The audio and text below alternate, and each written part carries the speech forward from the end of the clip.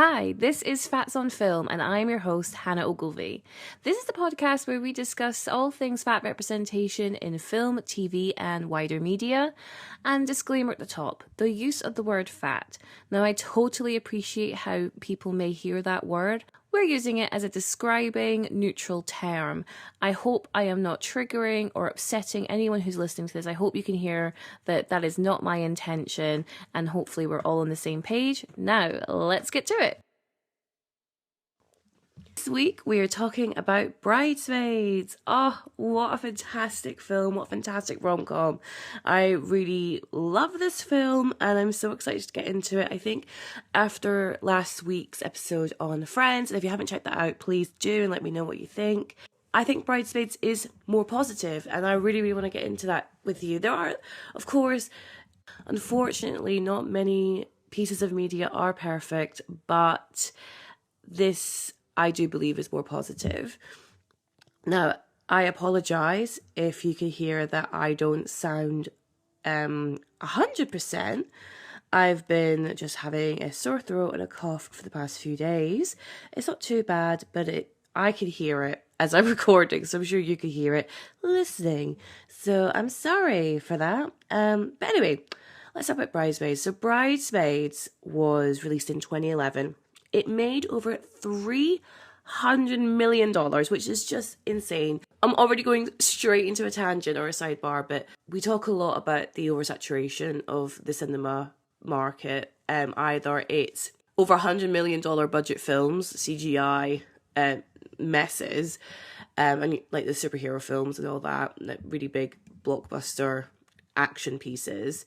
And then you have like under $5 million budget horror films. The in between, it's getting better. It is getting better. So like films like The Lost City with Sandra Bullock and Channing Tatum, that's like a really good like kind of return to this mid-market, mid-range budget romp.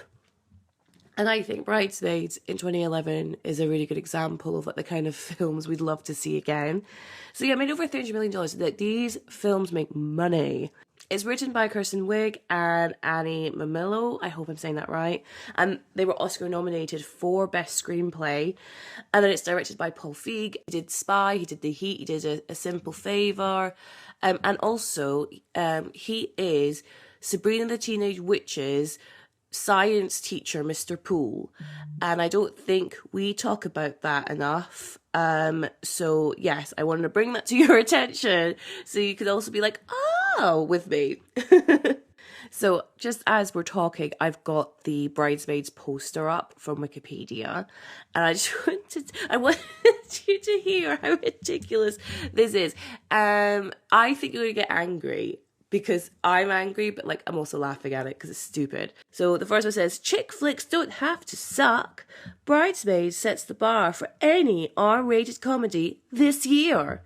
Which is just, get the fuck over yourselves. And this one says, these are smart, funny women. They are each given room to create indelible characters. Oh my god, like, oh, how obnoxious. Who wrote this? But Jesus Christ, I mean, I know it's 12 years ago now, but the fact that someone went, oh yeah, that's completely fine and inflammatory. Let's put that on the poster. Stupid films, not treating women with respect.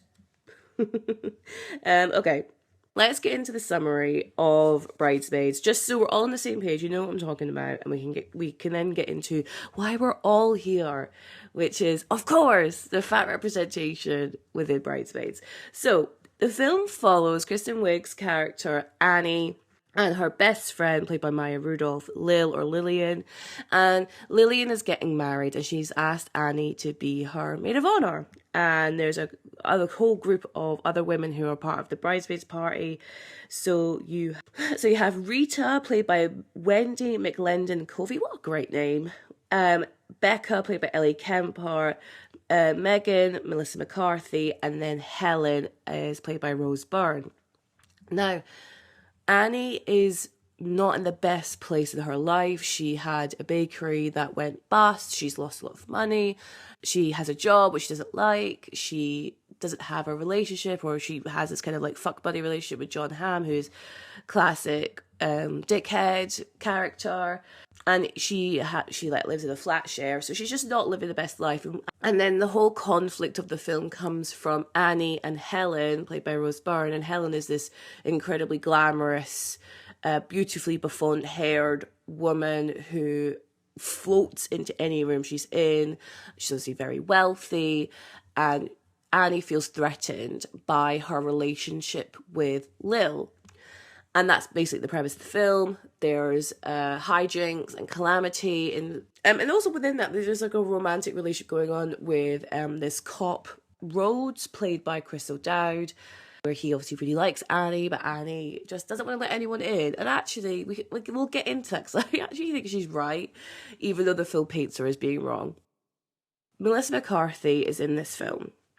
She is playing a character called Megan, and I think everyone would agree that she is the breakout star from this film.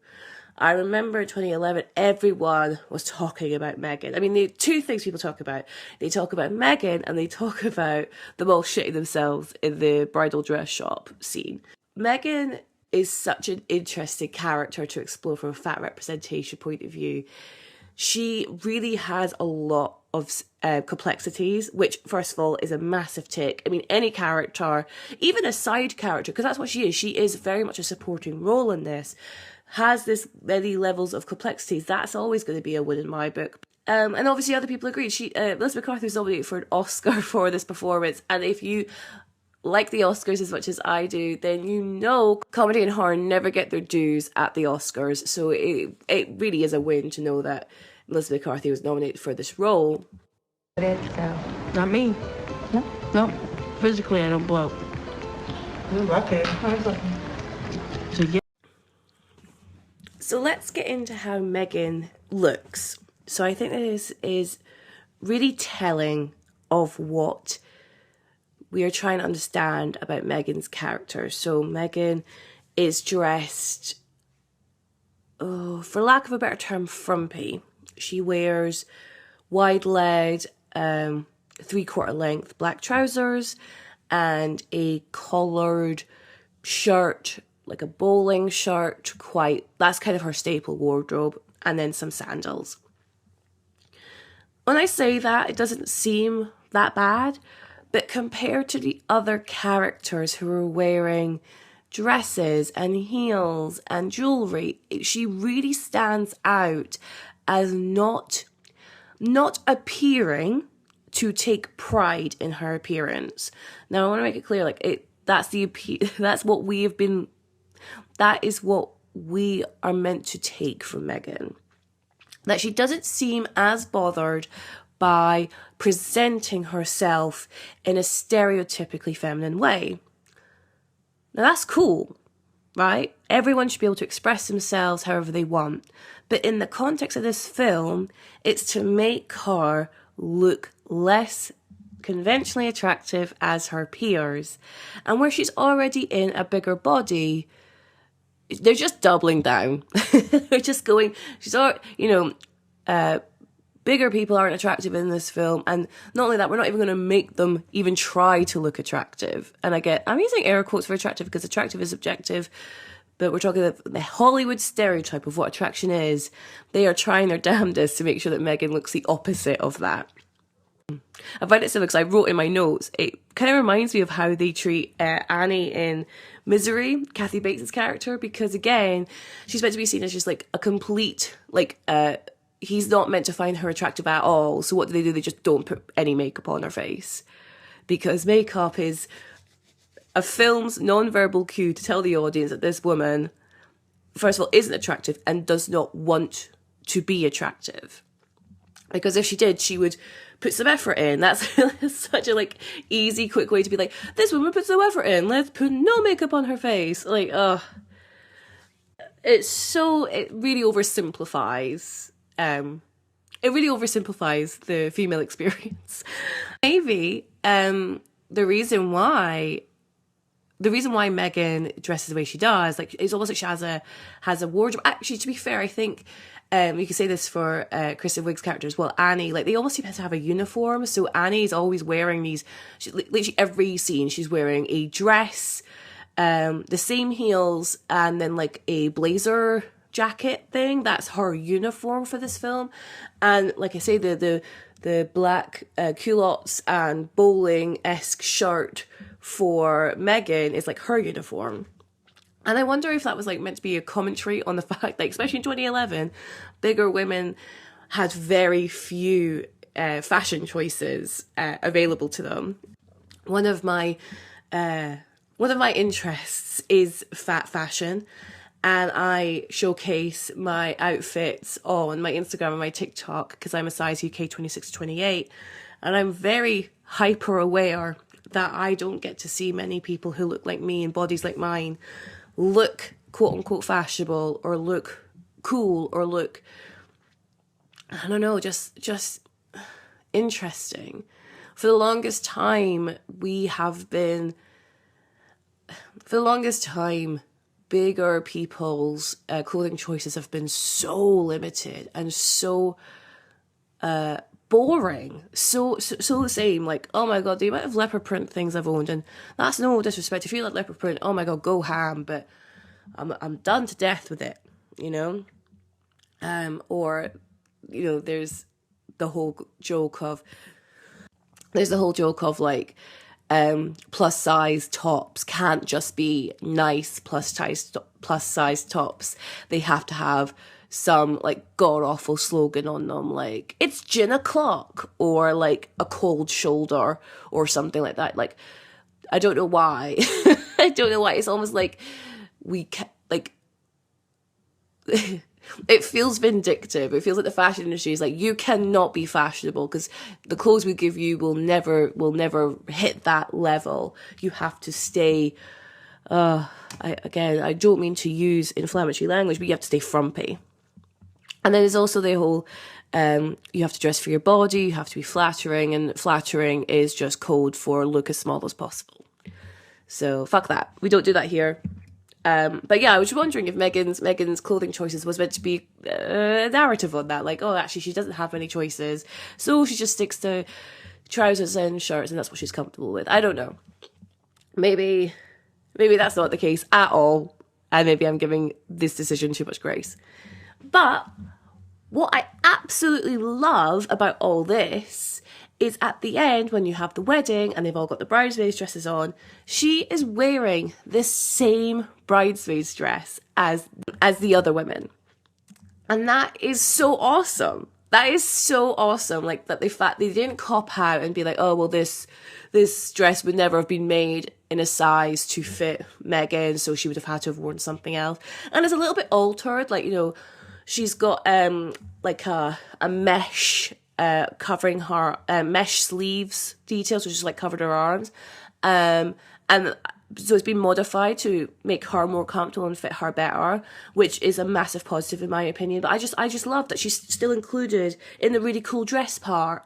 And I think that's super positive, and I think all dresses should fit all sizes. So I love Bridesmaids for doing that and not putting her in something, and not making it, they don't even make it a storyline that like, oh, she can't fit into that. Like, no, she's completely included in the fashion decisions for the wedding. And yeah, props, love, clicks, snaps, all that good stuff. Woo!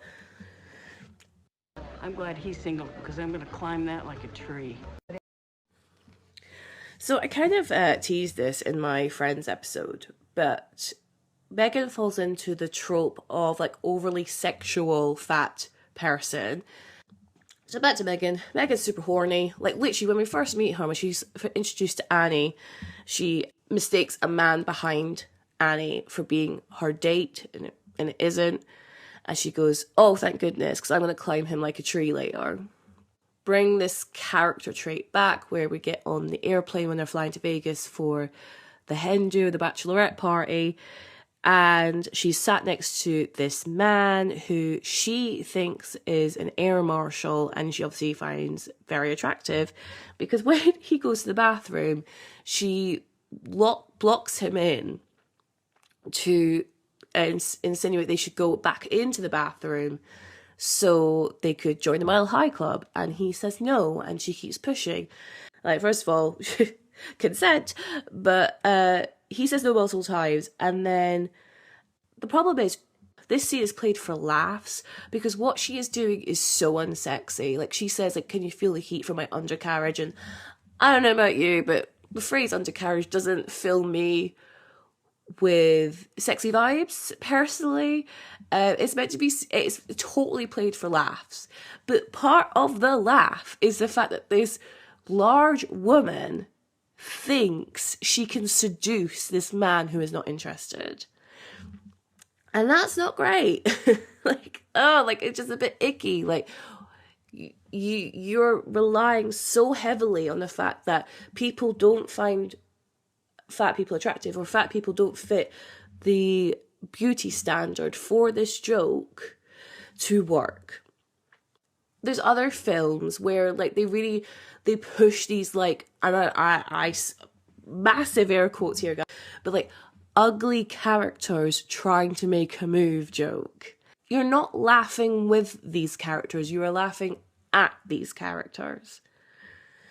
And it's cheap, it's nasty. Like, we've had, like, I can already hear people, and maybe this is my own insecurity talking, I can already hear people be like, oh my god, Hannah, it's a joke, you're so serious, oh, it's so sensitive, fucking hell, like, maybe you shouldn't watch anything if you're just gonna get, like, so angry about it. And I'm like, yeah, I just want more. I want better for us. We've had fat jokes for ever. We've heard them all before. My TikTok, the comments in my TikTok, because I'm a fat person that exists on the internet, are the same jokes. And again, jokes like here, guys, like fucking air quotes. They're the same comments. There's not an original thought out there. So these jokes, I'm fucking tired of them, man. Like, have we not evolved? And that's why I'm bringing this up, because it's tiresome. It's tiresome to hear the same shit, the same jokes about my body, about our bodies. And we're not being laughed with, we're being laughed at. Now, fat people can be sexy, right? Fat people can seduce, right? But in this film, they believe that that's not possible.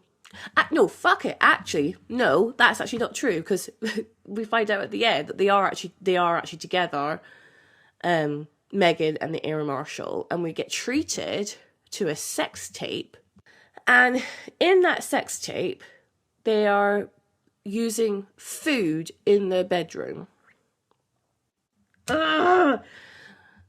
Again, the narrative being, because she is bigger, she must love food, and she must love food so much she wants to have sex with the food.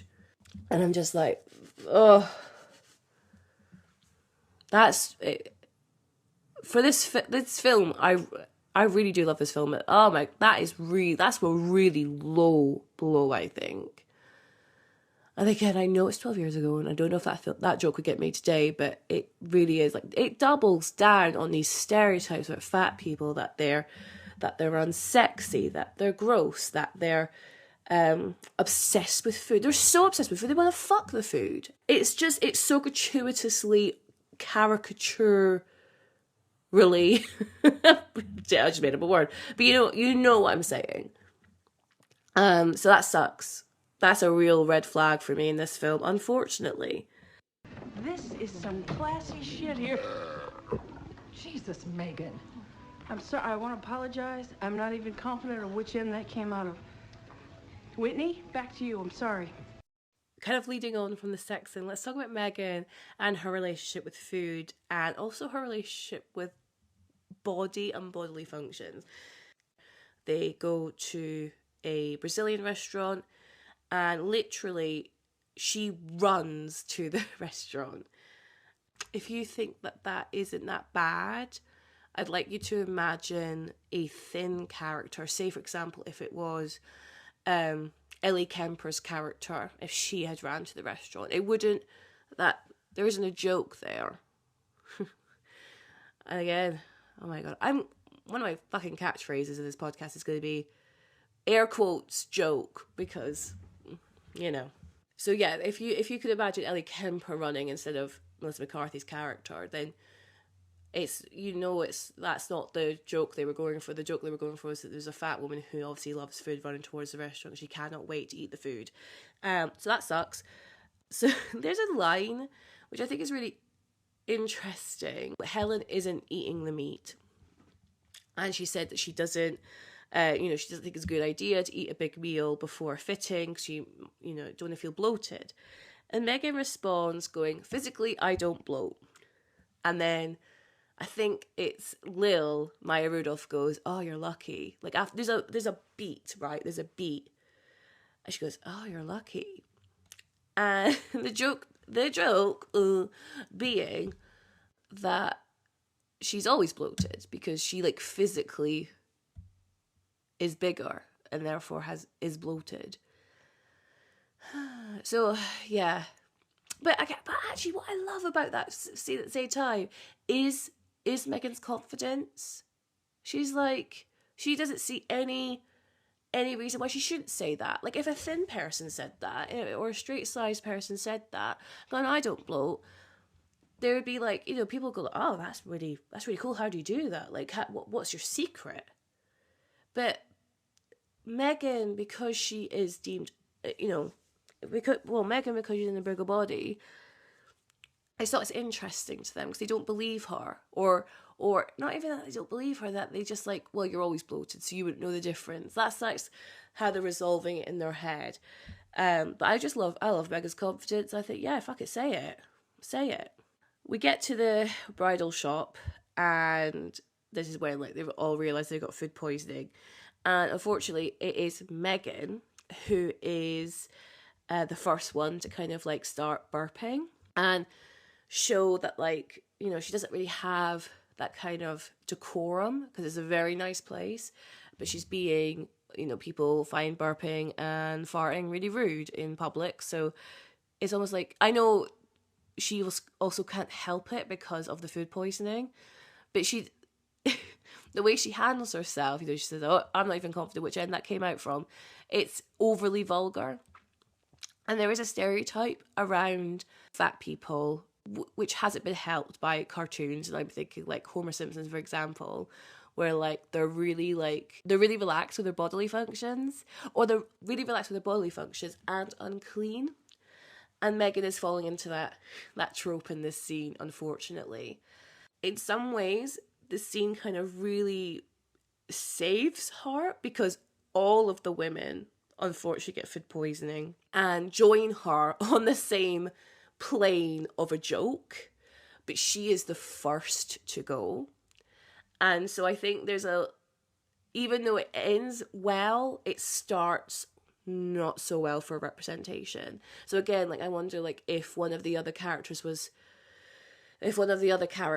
had started it and then they all kind of toppled down like dominoes, it might have been better for just representation purposes. It's not the worst thing by any means, purely because everyone gets it. If Megan was the only one to have, shit herself in the bridal shop, that we would be having a different conversation. But because they all fall, it's okay. They're all treated the same, I guess. I think Annie wants a little pity party. Is that what you... Ow! You're an asshole, Annie. My God, what are you You're doing? an asshole. I'm life, huh? Life bothering you? Yes, I'm life, what are you Annie. doing? I'm life, Annie. What are you You better doing? fight What back are on you... life. Megan! You better learn to fight. With Megan, the last thing I want to just talk about specifically to her is her actual character and personality. She's a fantastic friend. Now, you could argue with me that is a trope of fat people, that they are the fat best friend. And my understanding actually is that this is what her character is like in Gilmore Girls. Now, I've never seen Gilmore Girls, so I can't comment, but my friend Katie, hello Katie, she told me that this is what she's like in that show. And so it's interesting that she's still within that trope here. She has a really interesting relationship with Annie. Like, out of all the other bridesmaids, she becomes really close with Annie compared to the others. And so when Helen steamrolls and wants everyone to go to Vegas for the bachelorette party, Annie's able to ask Megan, did Helen get to you? And she's like, yep, she beat you to the punch. And she's so honest with her. On the plane, when unfortunately Annie has taken a few pills to help her sleep, and then the scotch. Also, on that note, I don't understand why Lil is so angry at Annie for the fact that they have to get kicked off the flight and they can't have the hen do, because that was Helen's fault. Like, I don't understand why that's not. I mean, there might be a deleted scene when they talk about that more, but I'm like, she's angry at the wrong person in that situation. But Megan is the one who's able to stop Annie by proper rugby tackling her. Yes, but she's the one who's able to stop her. We see that Megan must have a pretty good job because she's able to afford first class, right? And I really like that because it shows that she's obviously really ambitious. She's intelligent. She's obviously done really well for herself in her career. She could afford first class. That's awesome. And then we understand more that she clocks the air marshal as soon as she sits down, which shows that she's incredibly astute. She's observant. She can read people. Again, these are really awesome personality traits to see in any character, let alone someone in a bigger body. And then when Annie finally hits her rock bottom, and she's throwing herself a little pity party, as Megan puts it, Megan's the one who comes to her. Megan is the one who really wants to get Annie back on her feet. And she explains that where her drive comes from is being bullied in high school. She says something very self-aware, which is, this wasn't easy going up and down the halls in high school. So she, went herself to the library, she read a lot, she, made herself get super smart because she felt her best revenge was her to do the best in her life. And that for her was to get to this stupidly high level of security clearance in the government. She has 6 houses. She bought an 18-wheeler just because she could. I think that's really positive, that she has taken on, I'm not, bullying is shit. I'm not saying, yay, thank God she got bullied or else she wouldn't be here. But, she took the reality of her situation and has made it a positive for her, because it's driven her to the place where she is now, where she's obviously very secure in her body. She knows what she wants. She can afford to have the life that she wants. And she knows the people she wants to have around her, because she says, I don't want to be friends with people who associate the world for their problems. That, I think on the whole, is positive. Sometimes, the world is shit, and that's also okay. You're allowed to wallow. But she's really trying to pep talk Annie in this moment and be like, Annie, you've got good things around you, but you're so clouded by the bad. Now, I think on the whole that's positive, but we can get in that kind of probably falls back into the fat best friend trope, where she's having to share a lot of her trauma in order to inspire a thin character, which isn't great. We're not inspiration stories. We're not motivation. And I see that a lot on social media.